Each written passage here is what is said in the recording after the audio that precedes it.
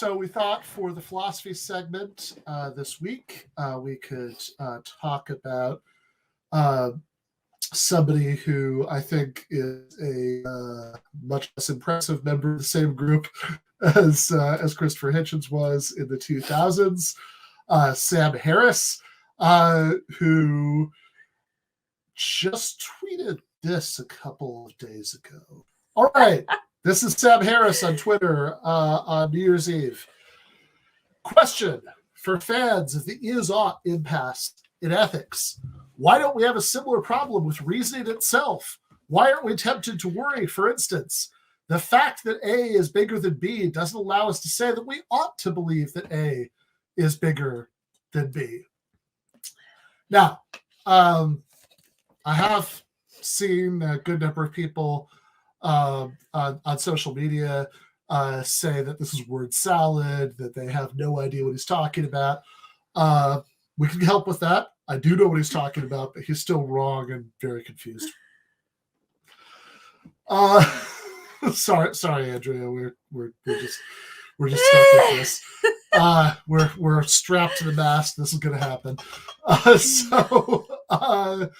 So to understand, I think what's going on with Sam's latest thoughts about this, you have to get a big thing that he's been pushing for years since he wrote a book called The Moral Landscape. I wrote an article about this a couple of years ago. It was called The Problem with Sam Harris's Moral Theory. Is one of the first things I wrote for Arc Digital Media. And a lot of the same ground is covered in the Sam Harris chapter of Michael Brooks's book, Against the Web. Basically, Harris believes that we can derive morality from science, or at least he says he believes this. He says it all the time. Now, he might be lying, but this is what he says. Why am I hanging off the... I don't know. All right. So the reason I say at least he says he thinks that isn't that I think he's lying. It's just that I think he's so confused that I'm not sure he's accurately described his own position. But because you try to figure out what that means exactly, to say that science could tell us what's morally right and what's morally wrong. The obvious problem, going back to David Hume, is the idea that there's this gap between is and ought. So what does that mean? That we can't get to what ought from what is. What ought. What we ought to do from what is the case. Yeah. So anytime you have an ought conclusion, a moral or political conclusion, you're talking about rights or obligations or what should happen. I can't tell where I'm supposed to be. Always gotta. So my eyes aren't like. Always gotta. No, but that was good. That was good. So always gotta make that gesture when you come to a conclusion about what ought to happen. Anytime you do that, if it's going to be a valid argument, you have to have an ought premise. So, for example, people will say like. I don't know, fetuses are human beings, therefore abortion is wrong. And you can understand what's going on in that argument. There is what we call an implied premise. Yeah, there we go. You ought not to kill human beings. Right, exactly. So, but often, something that we take to be so clear that we don't need to spell it out. Yeah, an enthymeme is the fancy name for that. Argument where not all the premises are explicitly spelled out. And oftentimes... You always got to get so fancy. So oftentimes... I'm not drunk, I promise. Just loopy for other reasons. So... Oftentimes, the reason we don't spell it out is we just think they're so obvious that you sort of don't need to. It's not it's not important. And surely some some moral arguments are like that. I think in the abortion case, if you read like Judith Jarvis Thompson talking about the sick violinist, that could make you question whether that premise is universally true, that implied premise. There are other ways of attacking that. But there are definitely cases where that's totally fine to do that, right? If I say John is a bad person, and you say, why is John a bad person? Well, John is a bad person because he, I don't know, killed his mother. Because he killed his mother. What up, Kathy? So you don't actually have to normally, in a normal conversation with human beings, you don't have to spell out it's bad to kill your mother, because we all just kind of take that for granted, going through our lives, you can come up with an exception, but really the great majority, as a rule of thumb, it's definitely wrong to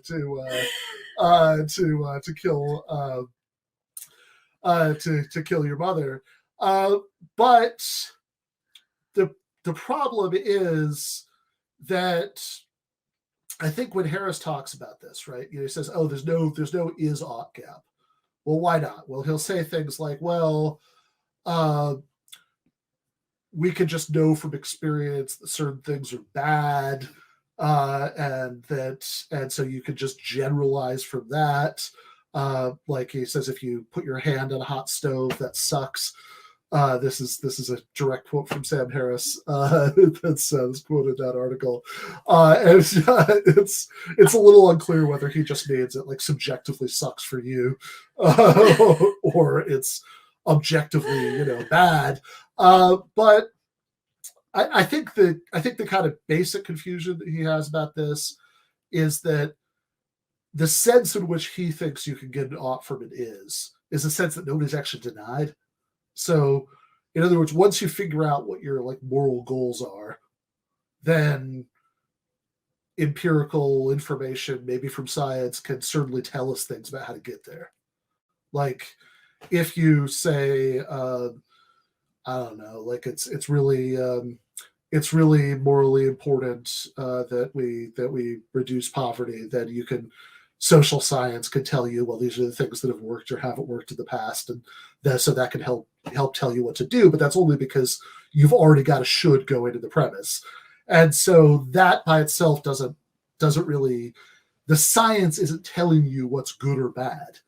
It's just telling you how to achieve the things that you already think are good.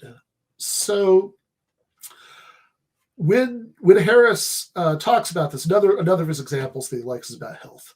So he says, well, health is a branch of science, right? And the same way people say, Harris is basically utilitarian. He certainly seems to reason like one when he's reasoning about morality. Like, he says at one point at the end of Faith that it would be acceptable hypothetically to do a preemptive nuclear strike if there was if there was an Islamic fundamentalist nation that was on the verge of getting a nuclear bomb, and so that's a pretty extreme utilitarian bullet to bite, right? That you can intentionally kill millions and millions of people in order to prevent something worse possibly from happening later. So he thinks that's just obviously right. And so similarly he says, yeah, you could question whether utilitarianism, he doesn't use the word, I think, to describe his view, but that's clearly his view, whether utilitarianism is right. But, that doesn't mean that science can't tell us what's right and wrong, because health is a science, and you could question, well, is living longer really, really healthy? Maybe the healthy thing is to live, a shorter life or whatever. People could say silly things like that, but we can put that. I have fatal gangrene. I'm just as well off as you are. Yeah, but we don't. And so we have a science of health. Therefore, that says, here are the things you ought to do to be healthy. So there's no is-ought distinction. How does that argument strike you? Pretty bad. I mean, I don't know what else you want me to say. It's pretty bad. Yeah. I mean, I think what is missing there is that medicine is a science, but if we're talking about what counts as healthy, then I don't know, maybe there are actual philosophical issues there that you can't settle with science. That that certainly there was a point in the past when the DSM included homosexuality as a psychiatric disorder, and I don't think that was taken out primarily because we got a bunch of new empirical scientific information about the causes of homosexuality or anything like that. It was more a normative issue, like, we no longer think this is bad, right? So we're no longer interested in trying to stop people, from having same-sex attraction. And that seems like more of a political victory, for the gay rights movement than anything one way or the other about psychiatry as a science. So it could be there are philosophical issues about what counts as healthy, but yeah, for the most part, we think that the guy with fatal gangrene isn't as healthy as the 25-year-old marathon runner, who doesn't have any serious medical conditions. But so you basically, yeah, I've obviously just described myself, taking no questions on that one. So, yeah, drink up there, bud. So, in this tweet, if you've forgotten the full brilliance of it, let's get it again. Question for fans of the is-on impasse in ethics.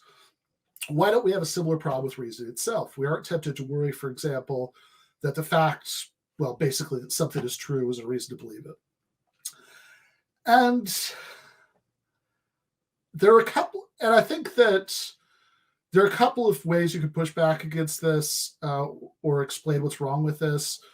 One of them that I've seen some people who are like friends from like grad school friends, philosophy friends do is say, well, actually, those people are annoying.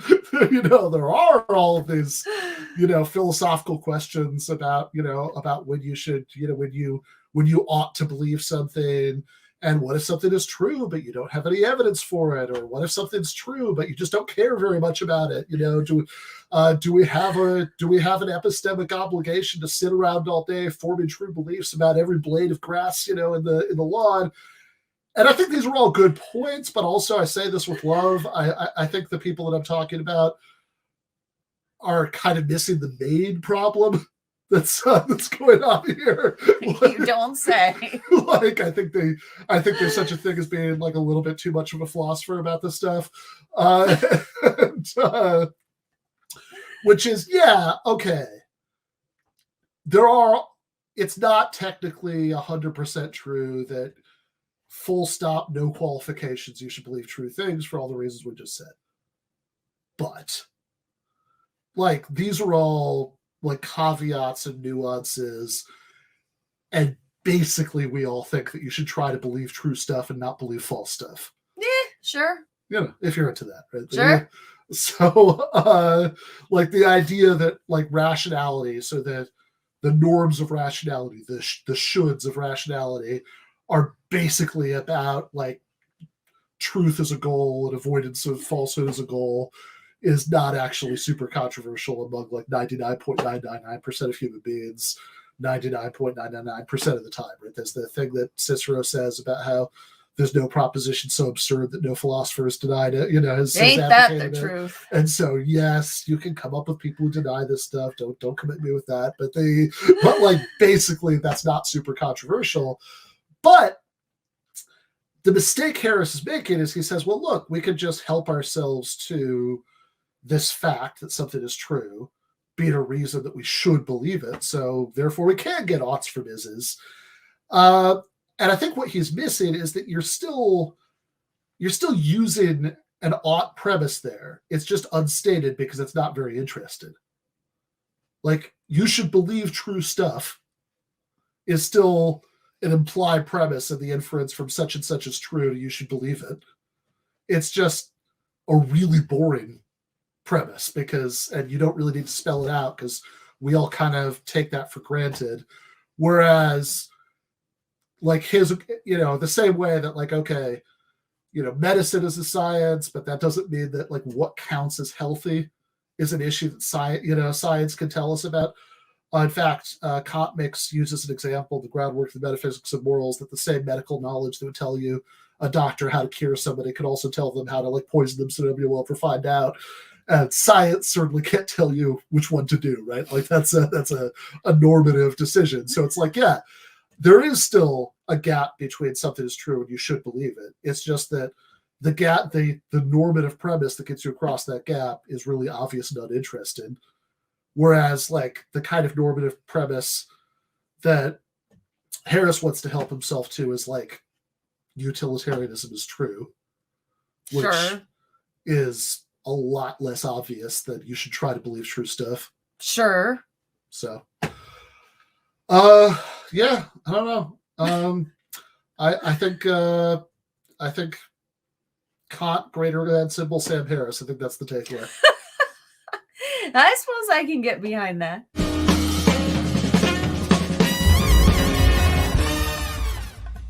You have been watching free public content from Give Them an Argument. To access every single episode of the show, the main show on Monday nights, all of the streams, all of the debate breakdowns, all of the patron-exclusive post-games on Monday nights, all of the patron-exclusive bonus episodes every week, and much, much more, go to patreon.com/Ben Burgis. I cannot resist ending this with, don't be foolish.